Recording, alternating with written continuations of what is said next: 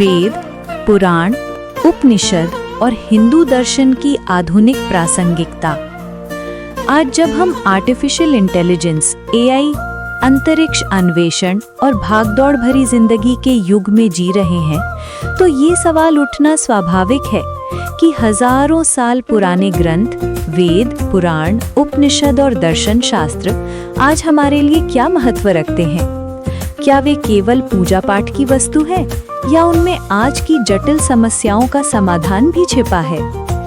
सच्चाई ये है कि ये ग्रंथ केवल धार्मिक दस्तावेज नहीं, बल्कि मानव जीवन के लिए एक शाश्वत कंपस यानी इटर्नल कंपस हैं, जिनका महत्व आज पहले से कहीं ज्यादा है। 3. नैतिक और सामाजिक मार्गदर्शन। समाज में बढ़ता भ्रष्टाचार, नैतिक मूल्यों का पतन और व्यक्तिगत स्वार्थ आज की बड़ी समस्याएं हैं। धर्म की अवधारणा। हिंदू दर्शन में धर्म का अर्थ पूजा पद्धति नहीं, बल्कि कर्तव्य, नैतिकता और सही आचरण है। रामायण और महाभारत जैसे महाकाव्य हमें धर्म के जटिल स्वरूप को समझाते हैं। सार्वभौमिक मूल्य। सत्य, अहिंसा, दया, करुणा जैसे शाश्वत मूल्य इन ग्रंथों के केंद्र में हैं, जो किसी भी समाज और काल के लिए आवश्यक हैं। 4. वैज्ञानिक और दार्शनिक अंतर्दृष्टि। ये ग्रंथ केवल आस्था पर नहीं, बल्कि तर्क और ब्रह्मांड के गहरे प्रश्नों पर भी आधारित हैं। ब्रह्मांड की उत्पत्ति।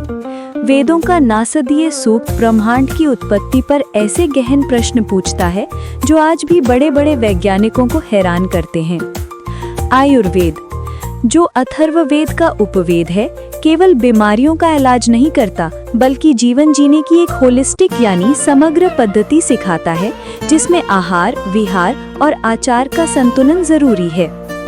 अद्वैत वेदांत। शंकराचार्य का अद्वैत दर्शन यानी ब्रह्म सत्यम जगन मिथ्या उस एक ही चेतना की बात करता है जो पूरे ब्रह्मांड में व्याप्त है। ये विचार आधुनिक क्वांटम फिजिक्स के सिद्धांतों से मेल खाता है। 5. सरल कहानियों द्वारा ज्ञान।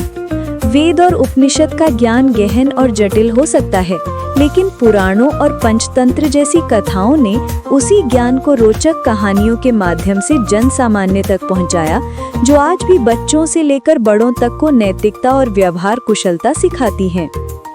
यहाँ दी गई जानकारी विभिन्न शास्त्रों, पुराणों, हिंदू दर्शन और लोक मान्यताओं पर आधारित है, तथा सभी जानकारी सामान्य ज्ञान, शैक्षिक उद्देश्यों एवं जागरूकता बढ़ाने के लिए है।